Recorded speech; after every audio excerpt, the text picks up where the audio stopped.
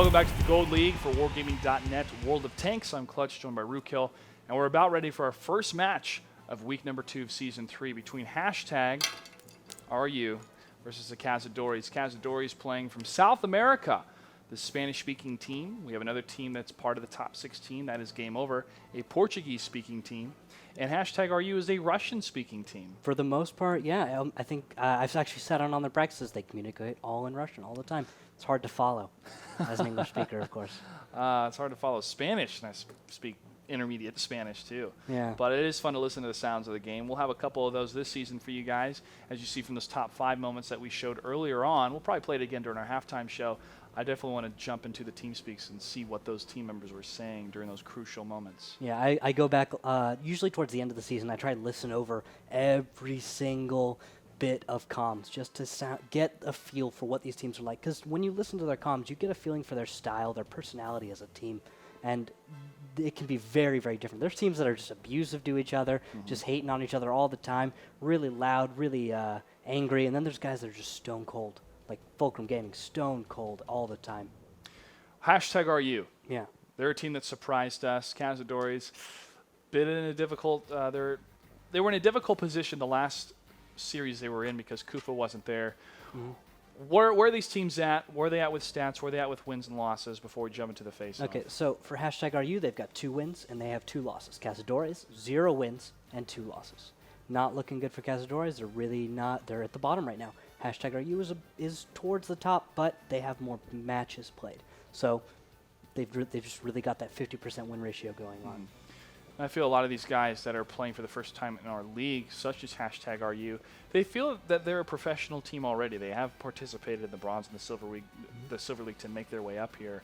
Another team, top tier, they made it through qualifier number 2, and the other qualifier winner was Googly Bobbers. And I feel that Googly Bobbers is maybe the biggest underdog in the whole league based on their performance so far. I'd have to agree with you there. We really haven't gotten to see exactly what they're capable of. I feel like they're a lot more capable than we're expecting, but now we have the face-off.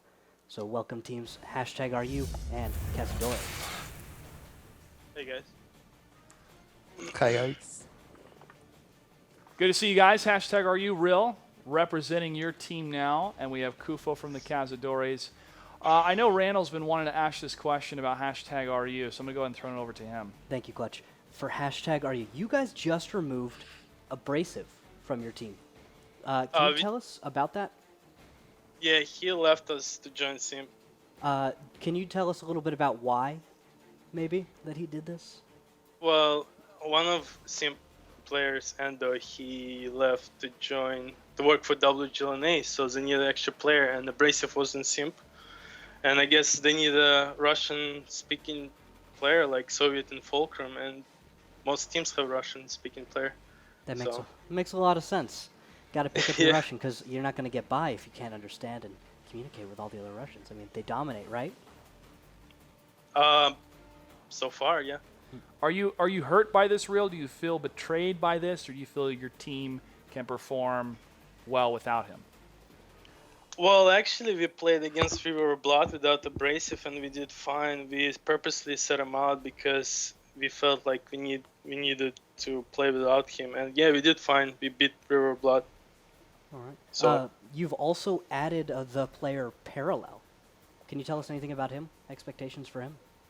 yeah, we did training against Fulcrum with Parallel last night, and yeah, it was fine. He's a decent guy. He thinks well, and he's a great scout. Oh, so you guys have picked yourself up a scout. Yeah, I mean, he's a good 90 AMX90 player and a T1 player, so. It's very good. Thank you very much, Ril.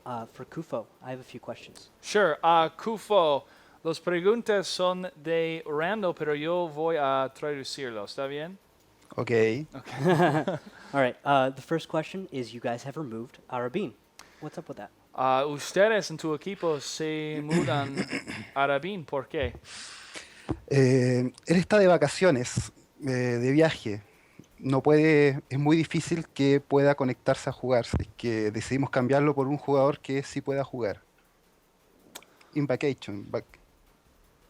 In vacation? ¿En vacación? Sí, exacto. Okay. Él está en vacaciones. Es muy difícil que tenga un computador bueno, good Y- PC y- for playing. ¿Eres un estudiante? Arabin, yes, Okay. student. Okay. It's difficult for Arabin to be on a good computer and a well-established connection because he's on vacation right now. That's why they had to drop him. And he's also a student. I believe he's a student, so he's on vacation from school. Oh, okay. The next one is because they've removed Arabin, they've replaced him with Wattheim. Can we get to know a little bit about him? I think we recognize that from another team, that name. ¿Quién es Wattheim? Watkin es un muy buen jugador de Puerto Rico. Él hace muchas compañías, mucho juego en equipo. Así que él tiene mucha experiencia en trabajo en equipo, work team. Por eso lo escogimos para reemplazar a Arabi. Bueno, so he's from Puerto Rico. He's a great player. He's also played on teams before, tank companies. And because of that, because he had experience with playing on teams, they wanted him for his team. All right, what role is he going to play in the team? ¿Y qué tipo de tank o qué tipo de posición en el equipo por Wattheim? En este momento sería lo más probable Scout Tier 1 Konigen o Waffenträger Medium Tank. It's a Bueno, good play. bueno. Right now, T1 Scout. Okay. But they can also trade him in for a medium tank. Very nice, very nice. They're picking up a medium tank player. Okay, and then finally, this one might be a little bit rough, but what happened last match, Gufo? Esta pregunta puede ser un poco difícil, pero Kufo, ¿qué pasó? ¿Qué pasó en el último match con...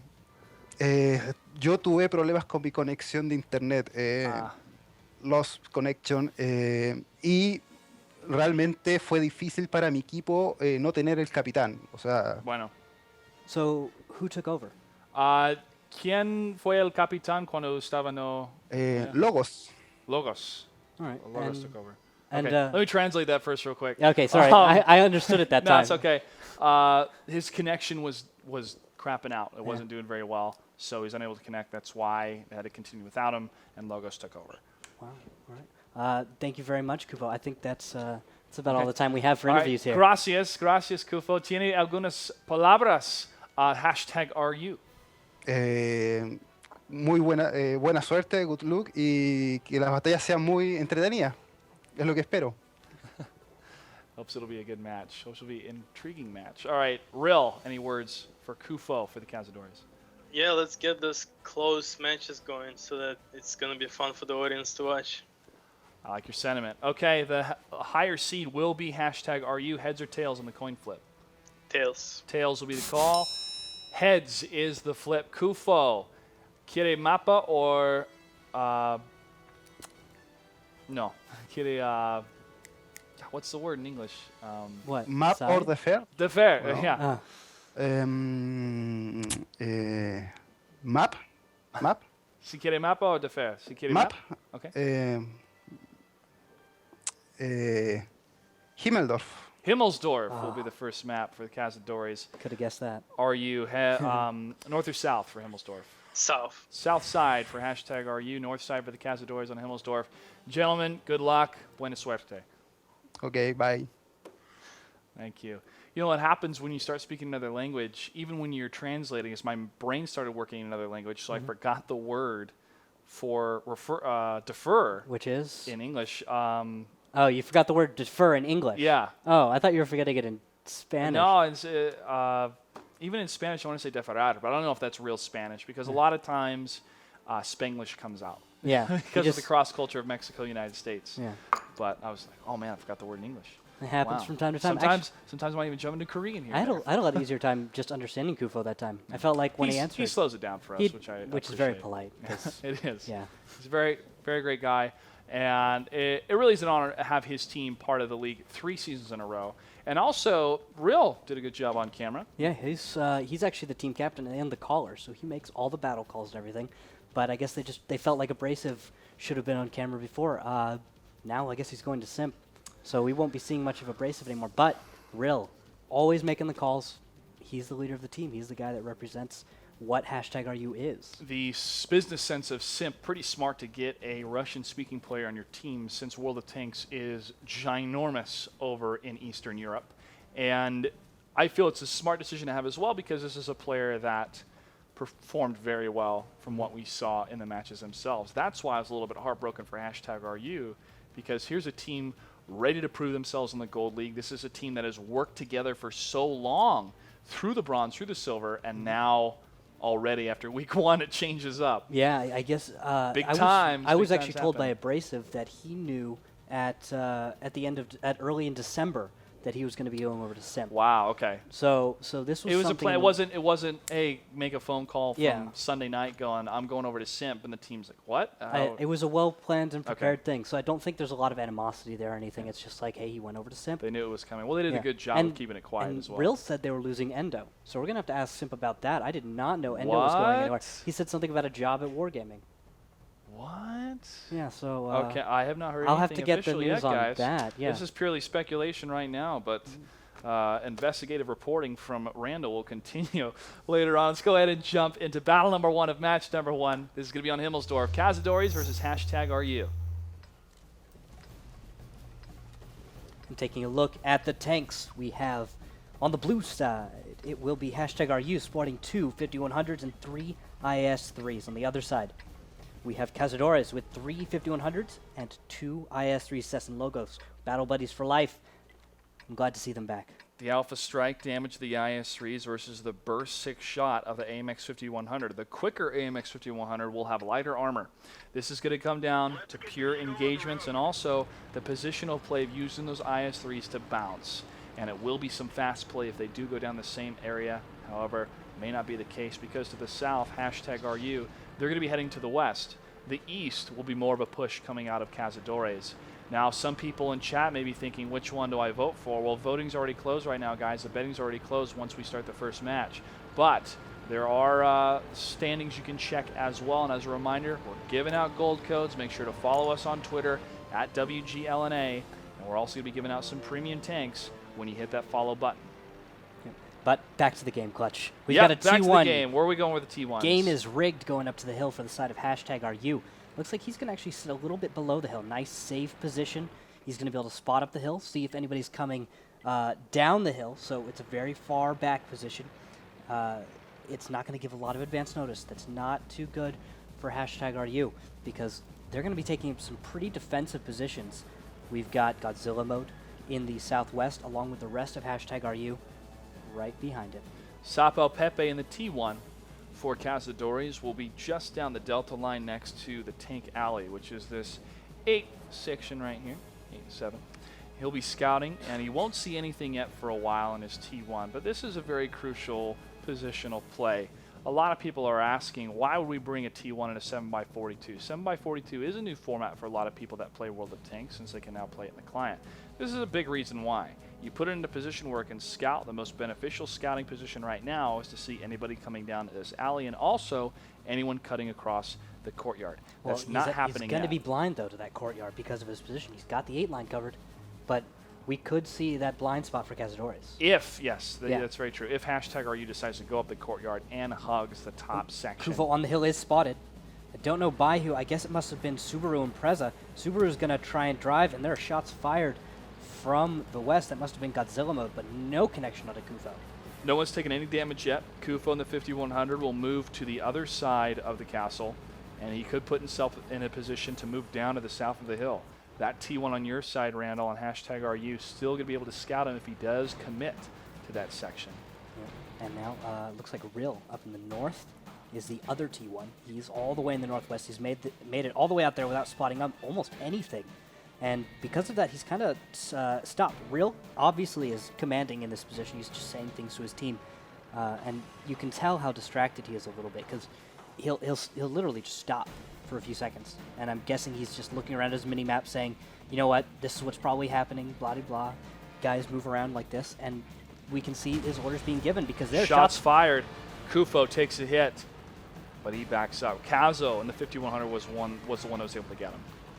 Very nice job there. Game is rigged. Good spotting in the T1, then he escapes. Now we've actually got movement from the west to the east for #RU. They're reacting to this push. They're going to get under those guns. Cazadores are not going to be able to fire from the hill and use any of that hill advantage. They're going to have to get into a stand-up fight. And is there spotting down the 8 line? I see there's actually #RU is stopped.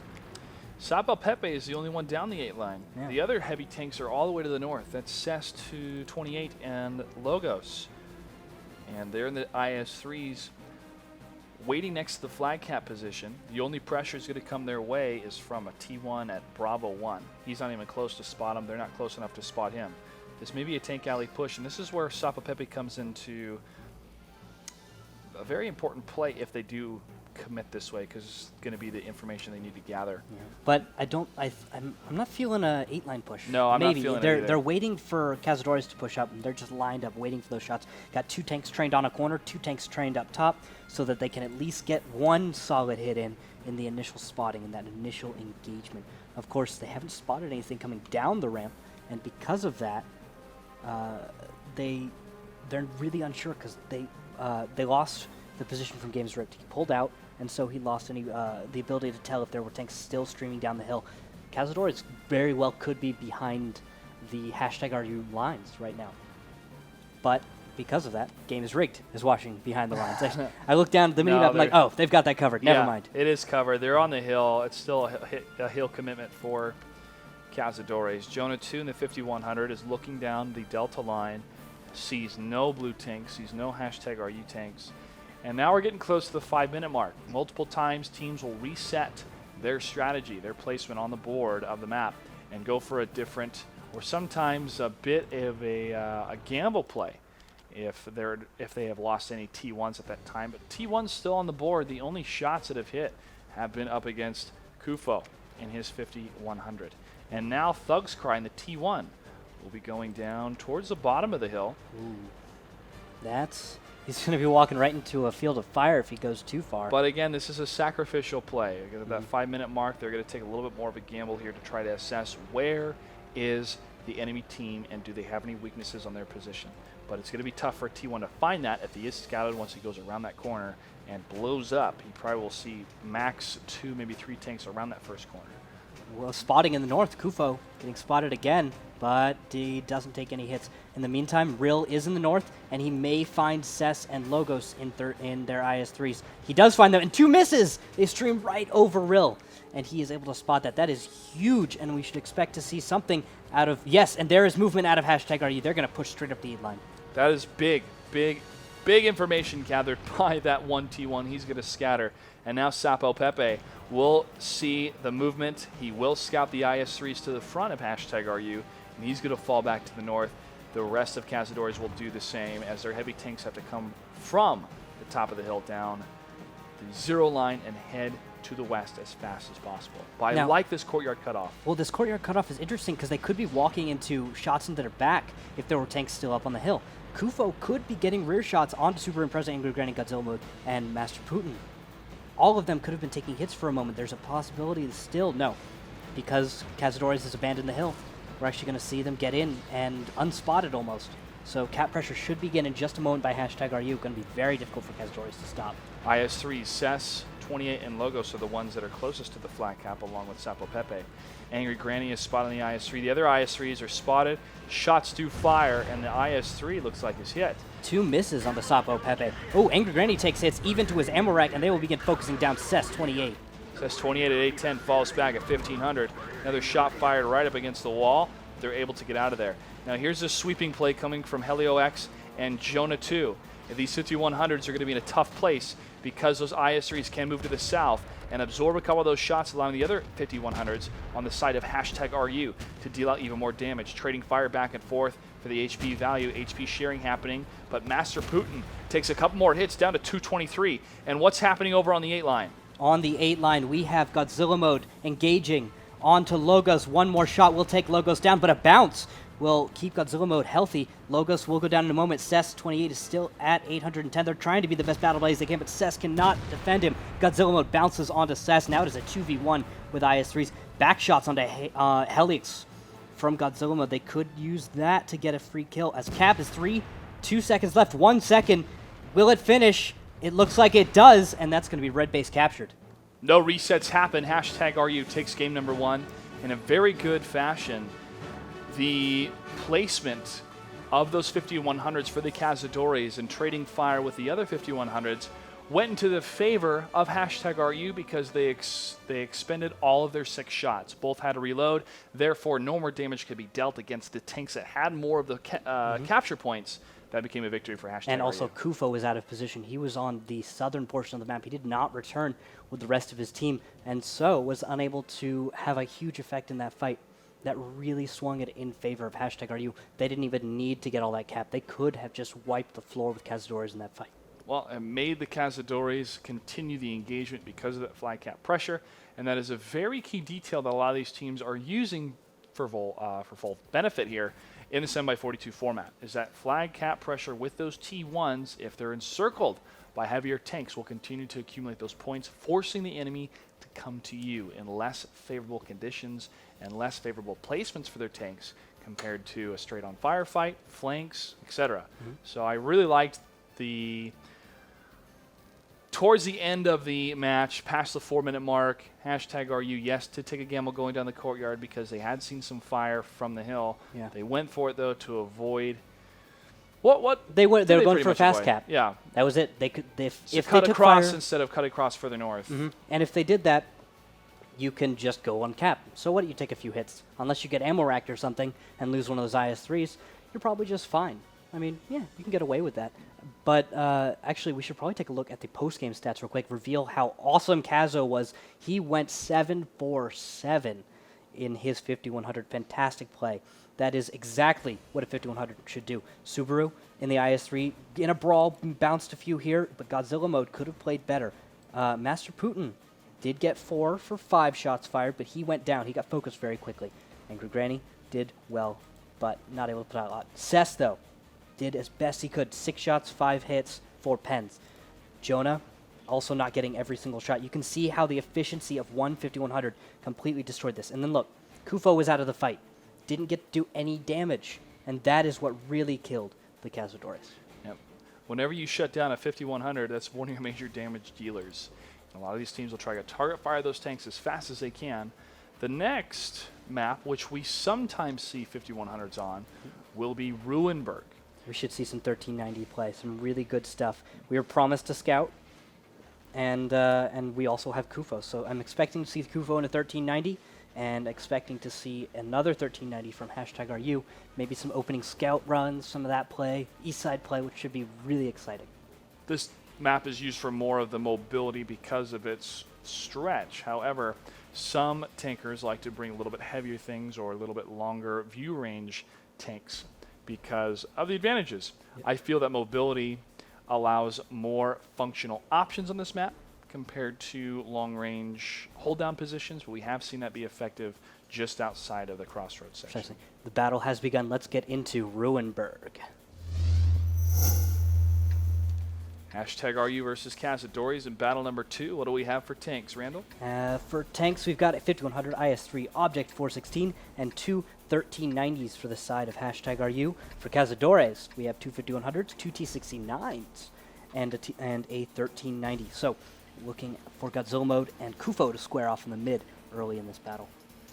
I'll definitely see, there is an IS-3 that has been added from Subaru Impreza, as you mentioned. And it can accelerate and get to the battle quick for a heavy tank, but 5100s can beat it out.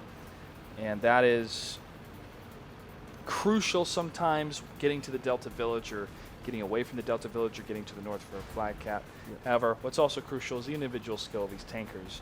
And with the Cazadores being down another battle at the beginning, it may look at this. We've got actually mid-road play from T69. Godzilla Mode has found himself in a really dark spot, and he has to run for cover. He is under fire, though, still, and has to try and take cover. He may go down. He has to return fire. He doesn't have a choice. But fire coming from Master Putin in the north onto one of these T69s. They could take him down before Godzilla dies. Godzilla is able to dodge one of the shots in the 1390. Takes down the other T69. Seppo Pepe takes a hit from the left from the 1390. He's going to be reloading. Another shot fires into him. He could be reloaded, though. He's trying to bounce another shot. As quickly as you can. Although Subaru Impreza is getting engaged on by Kufo in the 1380. Kufo just going full just attack mode in his 1380. He could finish him off. Oh, Godzilla mode did go down to Jonah in the 5100. Jonah 2 was able to get the shot from behind. Kufo at super low health, 135 on the run from the. Oh, but Super Impreza will go down to Jonah 2 in the middle. Great play by Cazadores.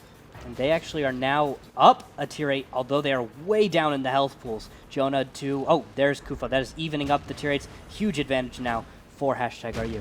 Back and forth placements of these different tanks and engagements now. Master Putin falls the side of #RU, and the Cazadores have the tier 8 victory. But again, such slow health, and as I say that, Sapo Pepe falls.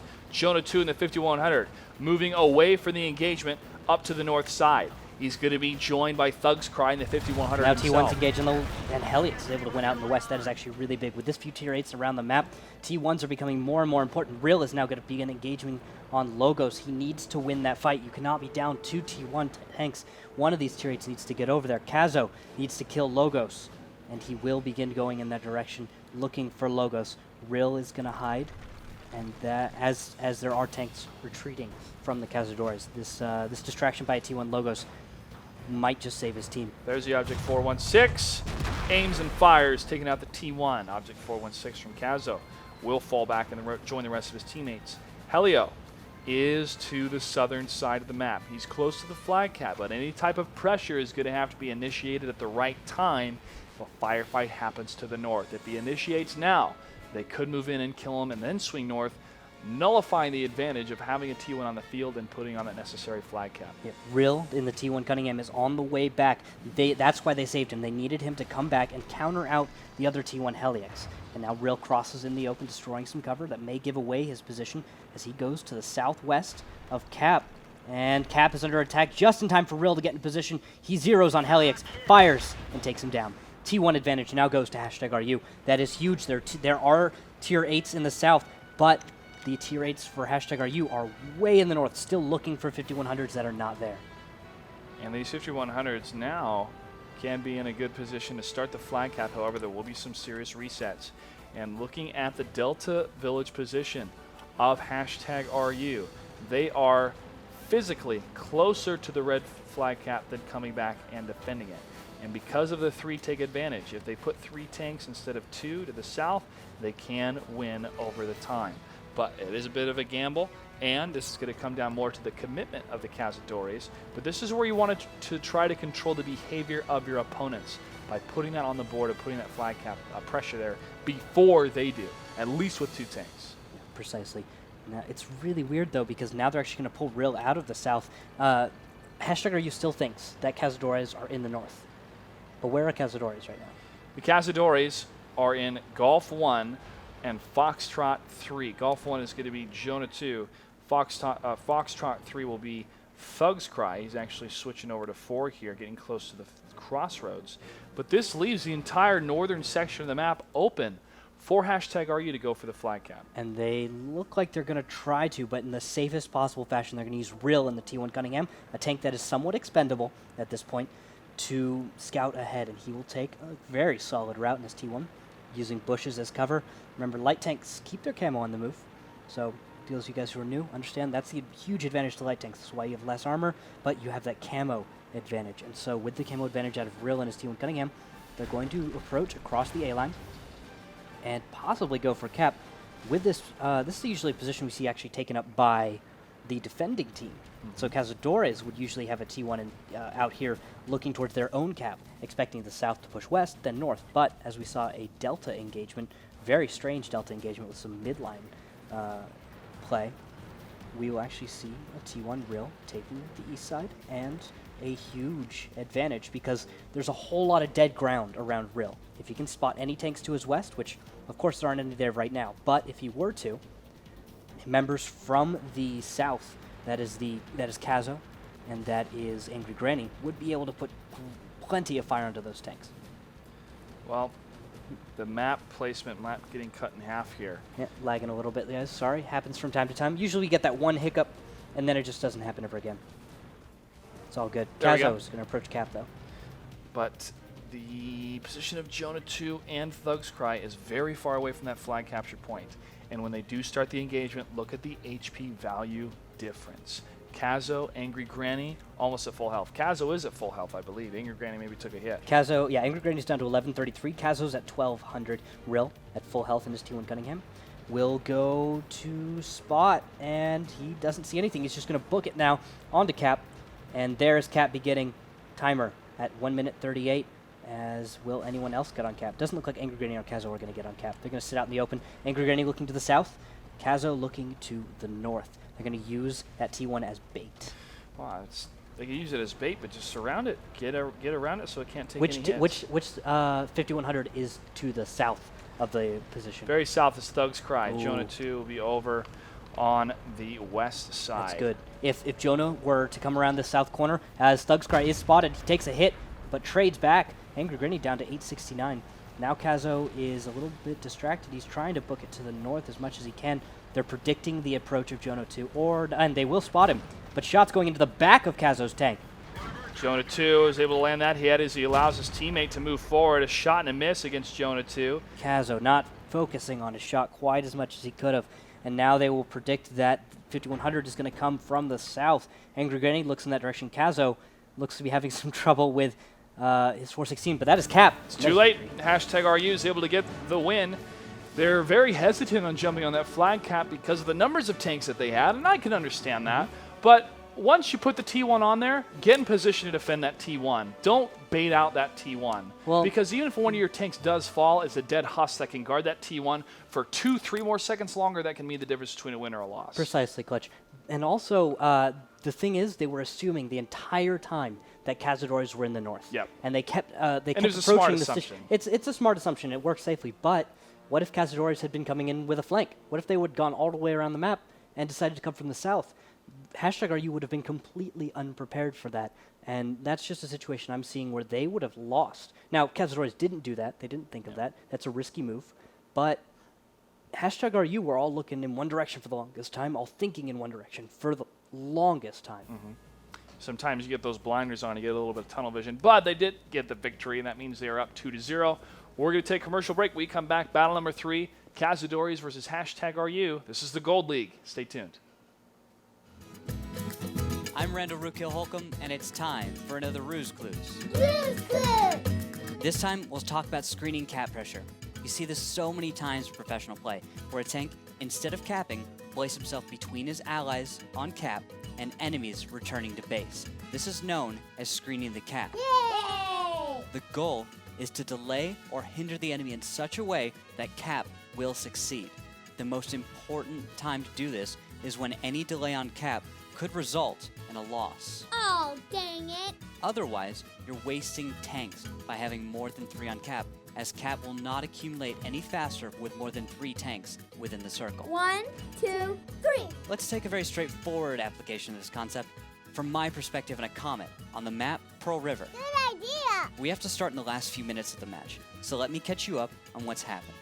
In the northern portion of the map, my team, the green team, fought hard but has just fallen to the enemy red team's superior numbers. However, the Battle of the North ended after the west side of the map was decided, so I have numerous allies behind me all rushing to cap. If the enemy team can get vision on cap, their Hummel will pummel my allies. Oh, whoa. Recognizing this, I've decided to put myself between the enemy and my allies on cap. Good idea! I'm trying to deny vision and the opportunity for the enemy to delay and possibly win. It doesn't take but about 35 seconds for 3 players to cap, but because I've screened the cap, they will go unmolested and ultimately win. Yay! There are game-winning plays and there are game-winning plays, so put this clue in your notebook and be on the lookout for more on Ruse Clues.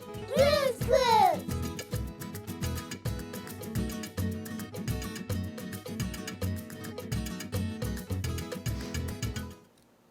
Welcome back to the Gold League for Wargaming.net World of Tanks. I'm Clutch, joined by Rookhill.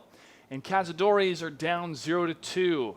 #RU was in quite the engagement, quite the entanglement on Himmelsdorf, or excuse me, on Ruinberg. Yeah. And it went to the favor of #RU thanks to a flag cap. Yeah, it was very aggressively played by the Cazadores. They almost got Godzilla mode. If they'd killed him in the 1390, different story of that match. He got out all of his shots, got a crucial T69 kill, and #RU just happened to come out of that in a better way. It was really well played by both sides. Crazy brawl. Not something we usually see. I haven't seen anything like that in a while. Cazadores, of course, are always good to bring us interesting strategies. It was actually a little tough to follow to see who's shooting at who Oh, yeah. first, but I tried to stay with Godzilla mode the most at the beginning because he was the lowest health, and you want to target those tanks first to get rid of that danger. Let's jump into battle number 3. The map will be the map of choice for the Cazadores. Abby against #RU. It's their bread and butter clutch. This is the one we expect to see great things. And looking at the tanks, you see 5100, 2 T69s and 2 1390s for the side of #RU. On the other side, we actually have the same thing. 5100, 2 T69s and 2 1390s. Logos and Kufo taking up those 1390s. T69 mobility, but some of the heat shell issues have been happening with some of the tanks and the They players. just fizzle but clutch. the fizzle happens, but still, it is a practical choice to bring. because Two of the two penetration. T69s can burst down an AMX an AMX 5100 in very little time, and that's the advantage you're looking for with those T69s. You want to find a single 5100 and you just eliminate him, destroy. How many shots would it take from 2 T69s? 6 total? It would take All low rolls? nope, 1 second, but we got an engagement in the middle. Godzilla mode has found Logos, and he will actually use a little ramp. Look at that. Very cool. You guys should look out for that. I use that all the time on Abby. You just learning the terrain really helps in your ability to navigate this map. Logos is going to actually have to back off, but to their west, we actually have Kufo spotted. Godzilla and Putin might be pinned in this position, as there are a lot of tanks from Cazadores in that line. And they're going to push up here. Kufo will not go first. It looks like it's CES-28. It's going to cover Putin's going to Kufo. run away. Shot for the back. Master Putin goes down, and he does take some damage on his tracks. He does. He couldn't move for a second. Doesn't fall yet, though. Godzilla mode taking a lot of damage to the rear. And where is the rest of #RU? Kufo crashes into Master Putin, and he falls right after Logos takes down Godzilla mode. 2 tier 8s in the advantage of of Cazadores. But now one of the Cazadori tanks, CES-28, has fallen. Ooh, that is not so good. Poor Cess.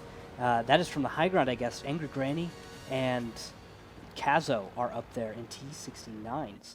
They were looking to cover those 1390s, but the thing is, they weren't there in time. And because of that, it really hurt their ability to enhance that engagement. 5100 was slightly to the north, Subaru Impreza, but he also didn't get to do much in that fight, and so they've lost 2 1390s very early to a strat we normally see out of the Cazadores. That's what they almost always do, and I feel like it may have been a poor calculation on the part of #RU. Well, once you got those tanks isolated and you have almost 4 against 2, I would go for the same win as well.